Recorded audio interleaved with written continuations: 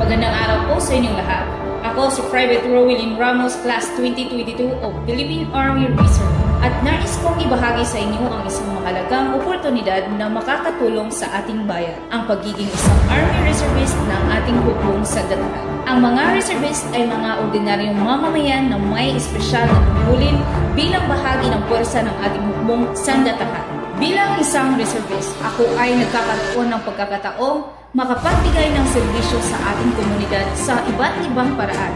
Maaari kang makatulong sa mga operasyon sa panahon ng kalamidad, pagbibigay ng medical assistance o maging sa mga peacekeeping missions.